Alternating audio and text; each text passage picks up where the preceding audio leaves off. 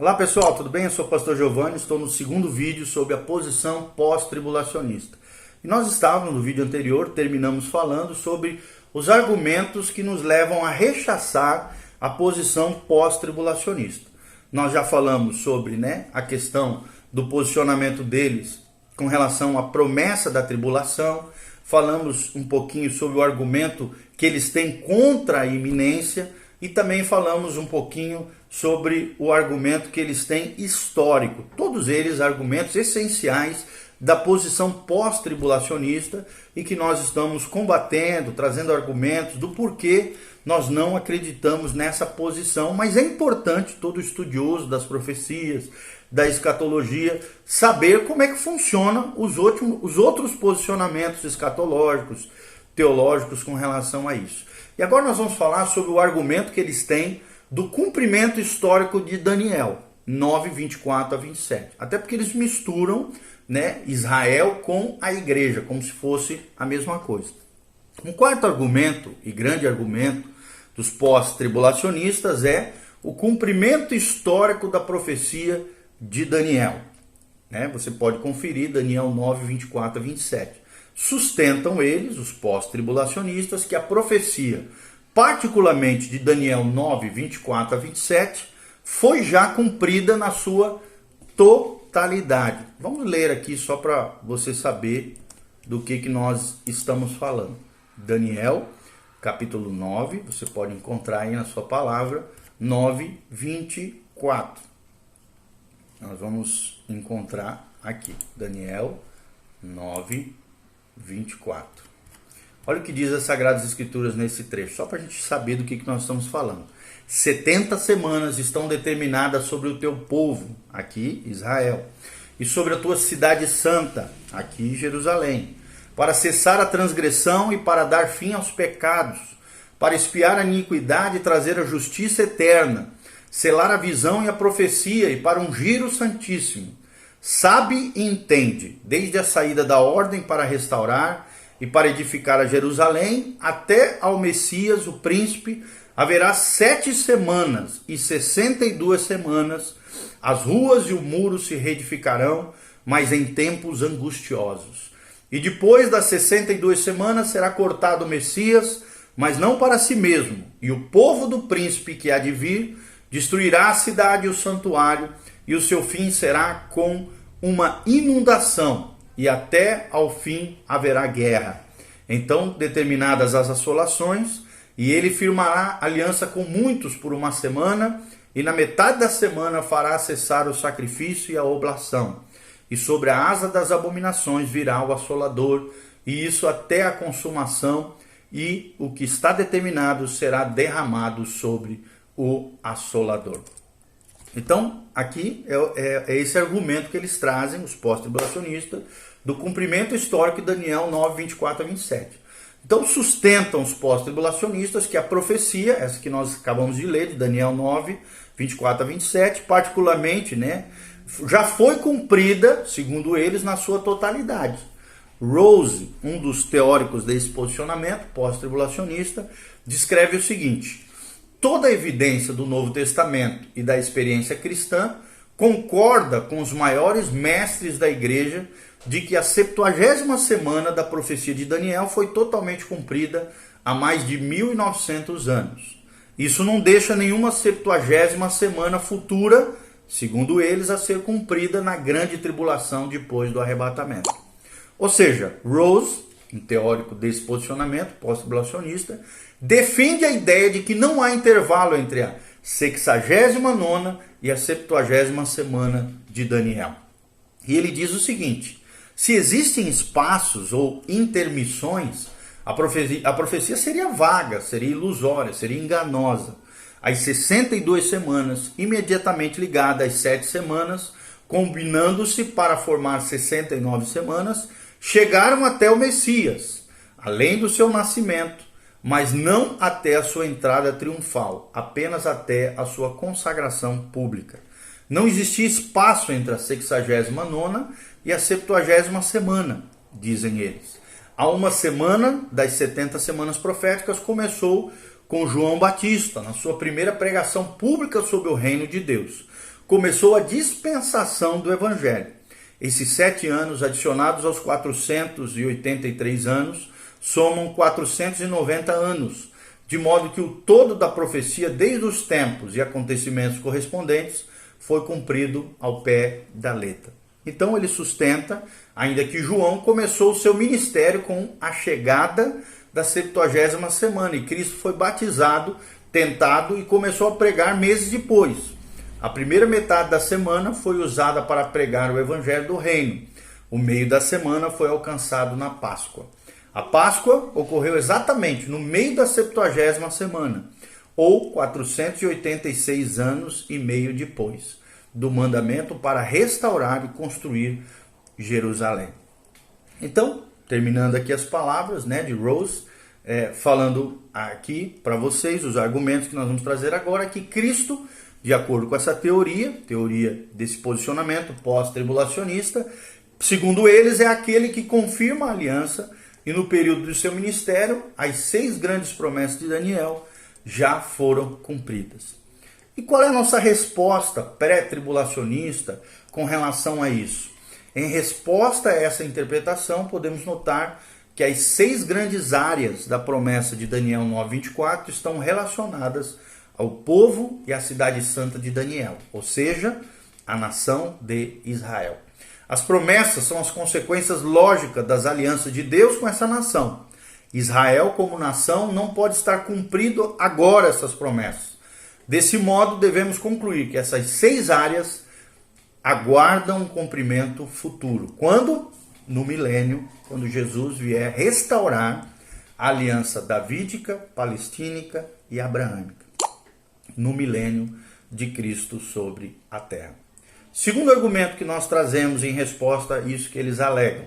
Ainda mais, o ele, aqui de Daniel 9:7, deve ter como antecedente o príncipe que há de vir, do versículo anterior, pelo fato de estar relacionado ao povo que destruiu a cidade e o santuário, isto é, os romanos, e isso confirma que a aliança não pode ser Cristo, mas deve ser o homem da iniquidade mencionado por Cristo em Mateus 24:15, por Paulo em 2 Tessalonicenses 2 e por João em Apocalipse 13. Esse sim, o anticristo fará uma aliança falsa com Israel. O fato de continuarem a existir sacrifícios depois da morte de Cristo até o ano 70 apontaria para o fato de que não foi Cristo que causou o término desses sacrifícios. Mas nós sabemos pela história que sim, foi o general Tito, ao invadir Jerusalém, e matar milhões ali de judeus, ele fez cessar os sacrifícios e ali houve a diáspora judaica por todo o mundo conhecido da época. Então é interessante notar que o Senhor, no grande trecho escatológico que lida com o futuro de Israel, Mateus 24, Mateus 25, fala de um futuro cumprimento da profecia de Daniel. Está lá em Mateus 24:15, depois da sua morte. Então é importante notar que as profecias das primeiras 69 semanas foram cumpridas literalmente. Desse modo, é necessário um cumprimento ainda literal da 70ª semana quanto ao tempo e quanto aos acontecimentos. Um dos teólogos pré-tribulacionistas, Walvoord, ele escreve e argumenta o seguinte na sua obra The 70th Week of Daniel Future, ou a 70ª semana do futuro acerca de Daniel. John F. Walvoord, ele escreve na sua Biblioteca Sacra, página 101, de 1944. Ele diz assim, Walvoord: o ponto importante é que as primeiras 69 semanas tiveram cumprimento literal, no que diz respeito aos detalhes da cronologia. Ao abordar a tarefa de interpretar a profecia sobre a 70ª semana, para fazer justiça aos princípios aprovados pelo cumprimento das 69 semanas, precisamos aguardar o cumprimento literal da 70ª semana, tanto em detalhe quanto em cronologia. Visto então que o arrebatamento pós-tribulacionista está em desarmonia com o princípio de interpretação literal, pois as profecias precisam ser espiritualmente interpretadas para que possam cumprir-se pela história, devemos rejeitar esse posicionamento pós-tribulacionista. O outro argumento é o argumento baseado na ressurreição. que é muito importante nós também entendemos e compreendemos. O quinto argumento do qual o pós-tribulacionista depende muito provém do entendimento que eles têm acerca da ressurreição. Você pode conferir na obra de Rees, que nós já citamos acima, página 34 a 94. O argumento baseado em Rees é resumido por Macpherson, onde ele diz o seguinte: evidentemente, a ressurreição dos santos mortos, para eles, para os pós-tribulacionistas, ocorre no arrebatamento da igreja, de 1 Tessalonicenses 4,16. Consequentemente, onde quer que houver ressurreição, lá também estará o arrebatamento, é o que dizem eles. Examinando passagens que falam sobre a ressurreição dos santos mortos, que é a primeira ressurreição de Apocalipse 25 e 6, encontramos que a primeira ressurreição está associada à vinda do Senhor, lá de Isaías 26, 19. A conversão de Israel, Romanos 11, 15, a inauguração do reino, Lucas 14, 14, e Apocalipse 20, de 4 a 6, e a entrega dos galardões de Apocalipse 11, 15 e 18, vindo antes disso a grande tribulação. É o que afirma, está lá em Daniel 12, de 1 a 3. É o que afirma S. Macpherson na sua obra Triumph Through Tribulation, ou O Triunfo através da Tribulação, página 41. Então, o argumento de Rees, que é esse que nós já falamos, né, sobre a ressurreição, toma a forma de silogismo, sendo as premissas principais nós vamos relatar aqui. Primeiro, as passagens do Antigo Testamento, segundo eles, provam que a ressurreição dos santos ocorrerá na revelação de Cristo, logo, para eles, antes do reino milenar, sendo a premissa menos importante que, segundo lugar, todos os darbistas concordam em que a ressurreição da igreja é sincrônica à ressurreição de Israel. Consequentemente, chega-se à conclusão. Terceiro argumento de que a ressurreição da igreja marca a hora do arrebatamento como pós-tribulacionista, é o que afirma Gerald Stanton na sua obra Kept from the Hour, ou Guardados para a Hora, página 320, traduzindo do inglês para o português. Então, em resposta, né, a tudo que falou um dos principais teóricos desse posicionamento pós-tribulacionista, que é o Rees, devemos apenas apontar que muitos pré-tribulacionistas atuais não concordam com a posição de Derby, que é um outro teólogo também, de que a ressurreição do arrebatamento inclui os santos do Antigo Testamento. Ou seja, parece melhor colocar a ressurreição desses santos do Antigo Testamento no momento do segundo advento. Essa posição será examinada, e nós vamos falar mais para frente, através de vídeos posteriores. Mas se alguém separar a ressurreição da igreja da ressurreição de Israel, não existe força no argumento de Rees, esse pós-tribulacionista.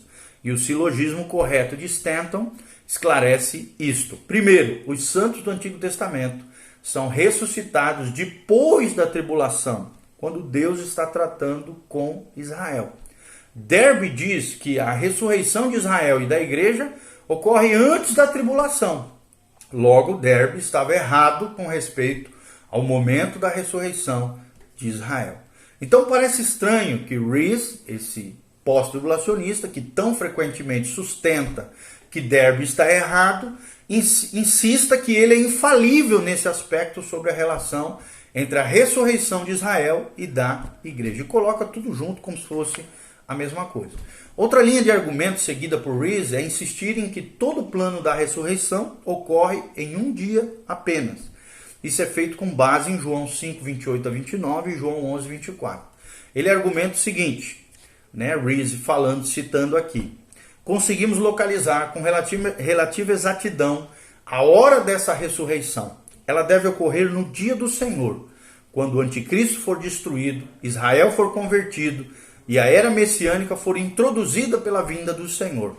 A ressurreição dos justos, em todos os casos, ocorre no último dia, segundo eles. Aqui está um momento muito definido e não deve haver dúvida de que o último dia é o dia final da era que precede o reino messiânico de glória, é o que afirma Rees.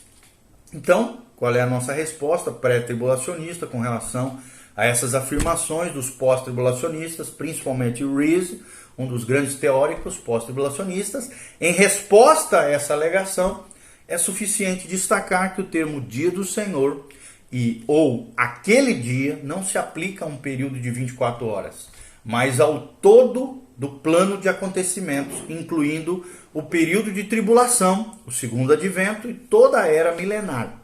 Pode-se dizer que assim será todo o período, começando com os julgamentos da 70ª semana até a era milenar ou milenial, conforme nos afirma Schaeffer, um grande teólogo dispensacionalista. Ele diz assim: esse período estende-se desde a vinda de Cristo como um ladrão na noite, de Mateus 24:43, e também até a passagem dos céus e da terra que agora existem e a fusão dos elementos com calor fervente lá de 2 Pedro 3,10. Poderá então ser visto que esse dia inclui os julgamentos de Deus sobre as nações e sobre Israel.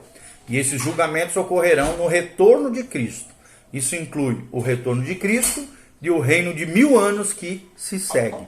Ele se estende certamente até a dissolução final com que o reino termina. É o que nos afirma na sua obra Systematic Theology, Lewis Perry Schaeffer, na página 110 do 7º tomo da obra de Schaeffer. Ok? Então o próprio Rees é forçado a concordar, pois ele mesmo diz o seguinte: algo pode ser dito a favor disso, pois Pedro diz que um dia com o Senhor é como 1000 anos, e um dia do Senhor no Antigo e no Novo Testamento às vezes se refere apenas ao dia em que o Messias virá em glória, mas também ao período do seu reinado.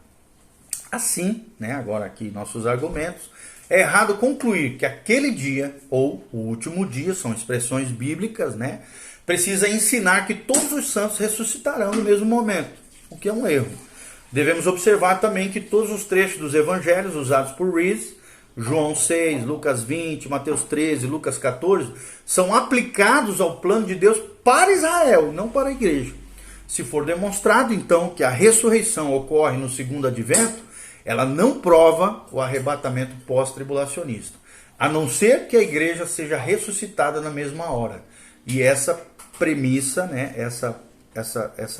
essa crença é infundada de acordo com o que nós vemos nas Escrituras. O quarto argumento, ao lidar com a ressurreição nas epístolas, se encontra em Romanos 11, 1 Coríntios 15, 1 Tessalonicenses 4 e 1 Coríntios 15.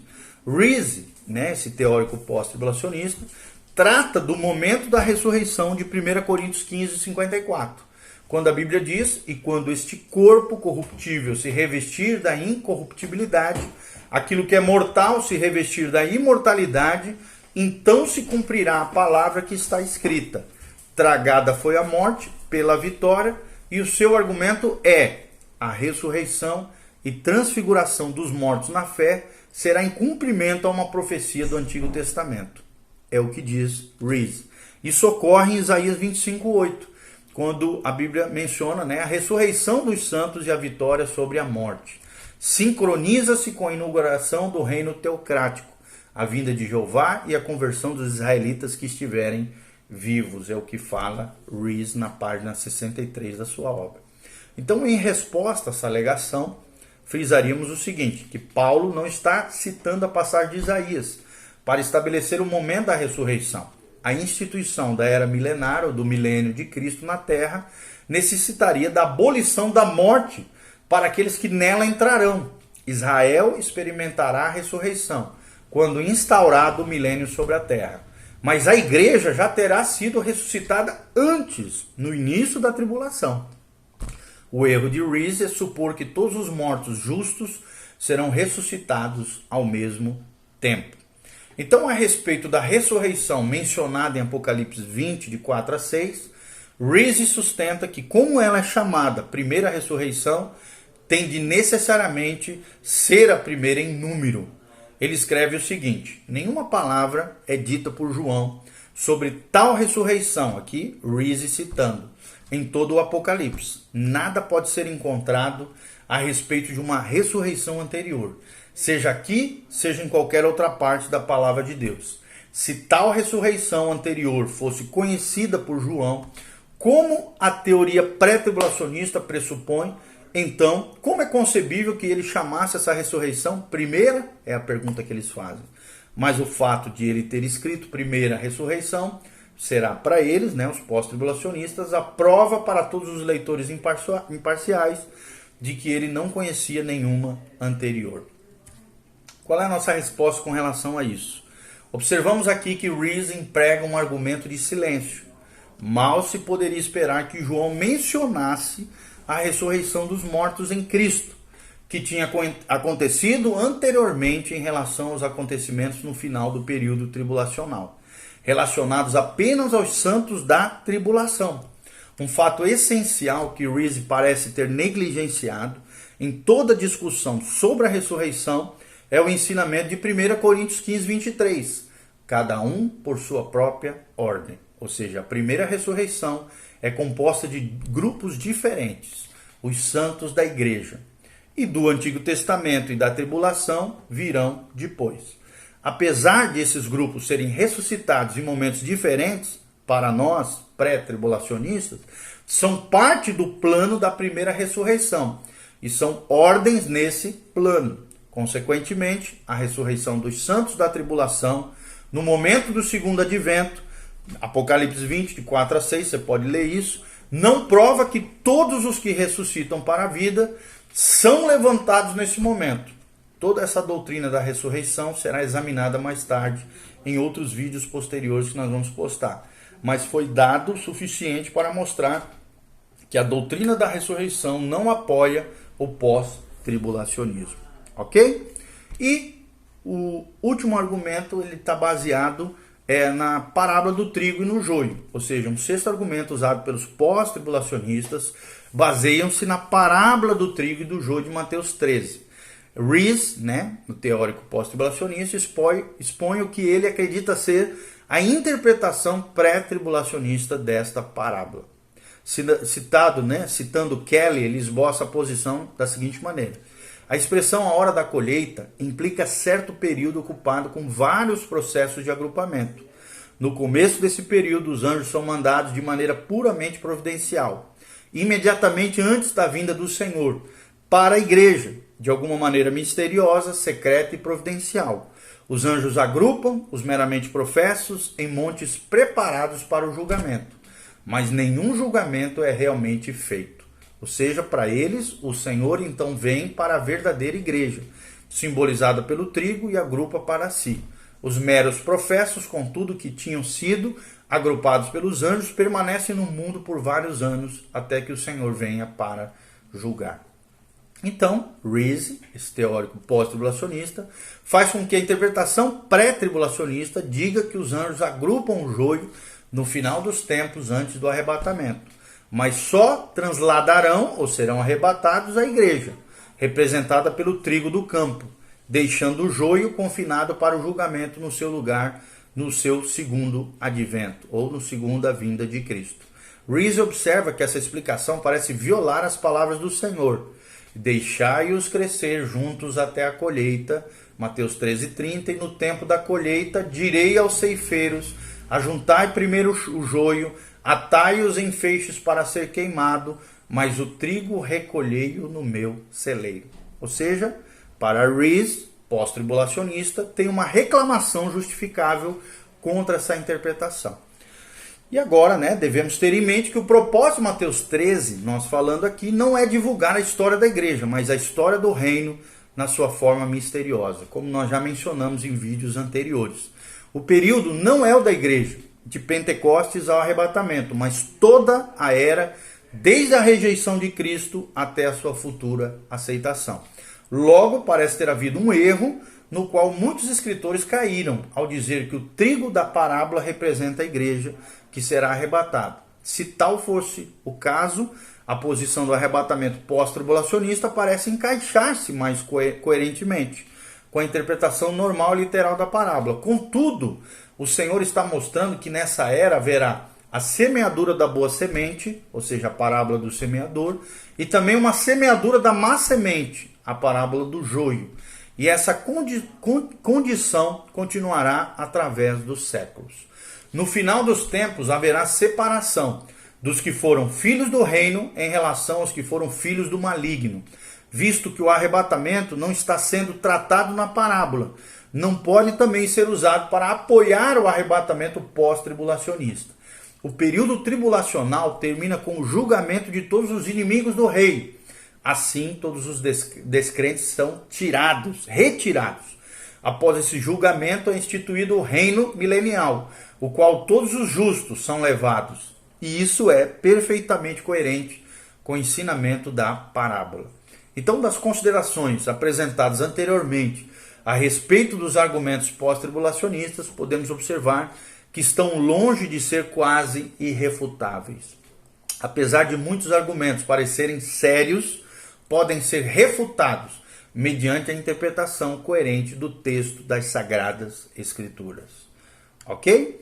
Então, no vídeo posterior, nós vamos estar falando sobre a teoria do arrebatamento mesotribulacionista, ou seja, que o retorno de Cristo, o rapto, o arrebatamento, a transladação da igreja ocorrerá no meio da tribulação, ok? Que Deus os abençoe. Em breve estaremos postando esse novo vídeo sobre a teoria do arrebatamento mesotribulacionista. Lembre-se, Maranata vem Senhor Jesus. Aguarde ansiosamente a vinda de Cristo. Jesus está voltando. Põe em ordem a tua casa, conserta a tua vida. Viva uma vida de fé bíblica, de fé e obediência à palavra de Deus. Não adianta nada você dizer que é de Jesus e fazer tudo errado. Tudo contrário àquilo que a Bíblia Sagrada ensina.